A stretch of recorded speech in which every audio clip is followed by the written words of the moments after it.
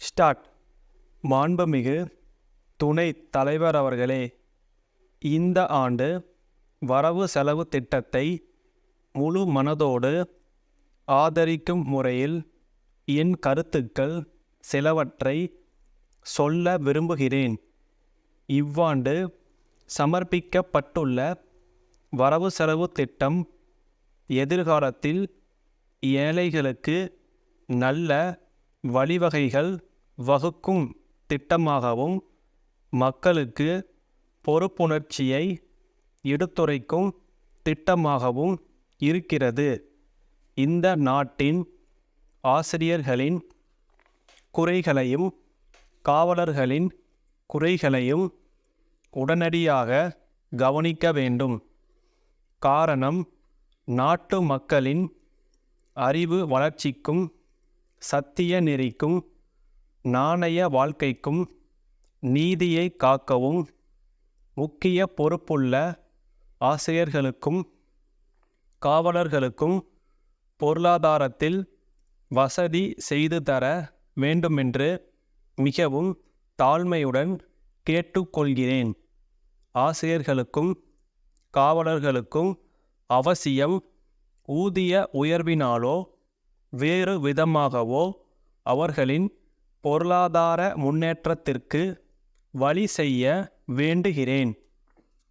இது அரசின் நிர்வாகத்திற்கு மிகவும் அவசியம் எனவும் வற்புறுத்துகிறேன். தவிர, தொழிலாளர்களின் நிலைமை அரசை பொறுத்தவரையில் அனுதாபத்துக்கு உரியதாக இருந்து வருவதோடு பல நன்மை பயக்கும் சட்டம் செய்வதையும் பாராட்டுகிறேன். ஆனால் தொழிற்சாலை முதலாளிகள் எங்கு பார்த்தாலும் ஆள் குறைப்பு திட்டம் கொண்டு வந்து வேலை இல்லாத நிலைமையை உண்டாக்கி வருகிறார்கள்.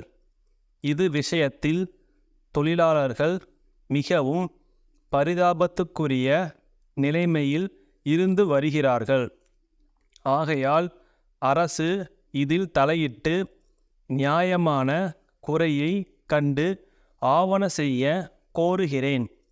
கிராமங்களில் வேலையில்லா திண்டாட்டத்தை போக்க கிராமங்களில் இருக்கும் புறம்போக்கு நிலங்களை ஏழை விவசாய மக்களுக்கு கொடுத்து கூட்டுறவு முறையில் பயிர் செய்தால் வேலையில்லா திண்டாட்டத்தை போக்குவதோடு உற்பத்தியையும் பெருக்க வசதி ஏற்படுமென்று கூற விரும்புகிறேன்.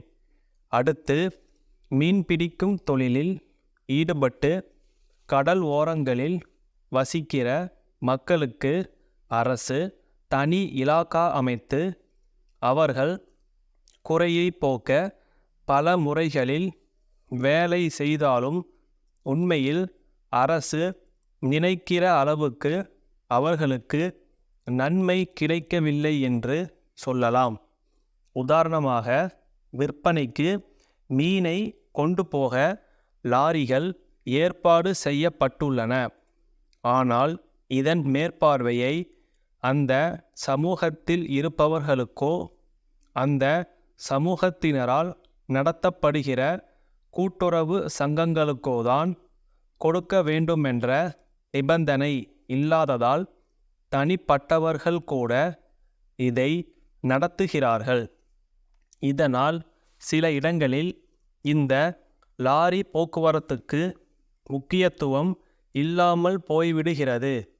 ஆகவே இந்த வேலைக்கு அந்த சமூகத்தில் பிறந்தவர்களை முன்வைத்து மீன்துறை வேலை செய்ய வேண்டுமென்று கேட்டுக்கொள்கிறேன். மேலும் இவர்கள் தொழிலுக்கு மிக முக்கியமான கட்டுமரங்களை அரசே முன்பணம் போட்டு வெளி இடங்களிலிருந்து வரவழைத்து மீன்பிடிக்கும் ஏழை தொழிலாளர்களுக்கு நியாயமான விலையில் கொடுத்து இந்த ஏழை சமூகத்தை ஆதரிக்க கோருகிறேன். இதேபோல சென்னையில் சாலை ஓரங்களில் நடைபாதை மேடையில் வாழ்கிற ஏழை மக்களுக்கு வீட்டு வசதி செய்து கொடுத்தால் அது நலமாயிருக்கும்.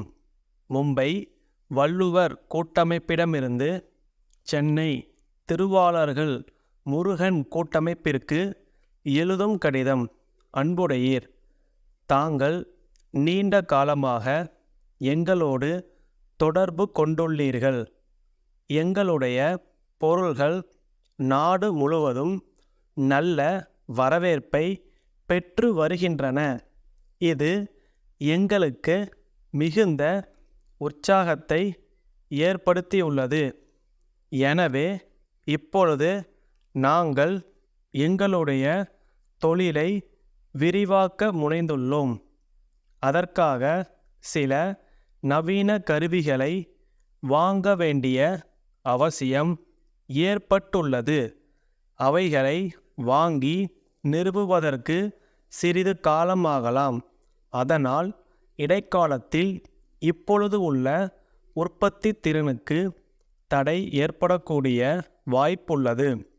ஆகையால் கோரியுள்ள பொருள்களை அனுப்புவதில் கொஞ்சம் காலதாமதம் ஏற்படக்கூடும்.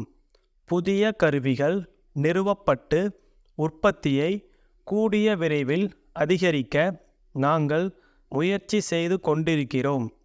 வாடிக்கையாளர்களுடைய கோரிக்கைகளையும் தேவைகளையும் பூர்த்தி செய்ய நாங்கள் ஆவன செய்து வருகிறோம். தற்பொழுது உள்ள கால தாமதத்திற்கு வருந்துகிறோம். இதனால் தங்களுக்கு ஏற்படக்கூடிய சிரமத்தினை பொருட்படுத்தாமல் எங்களுக்கு தங்கள் ஆதரவை தொடர்ந்து அளித்து வருவீர்கள் என்று நம்புகின்றோம். தங்கள் நம்பிக்கையுள்ள ஸ்டாப்.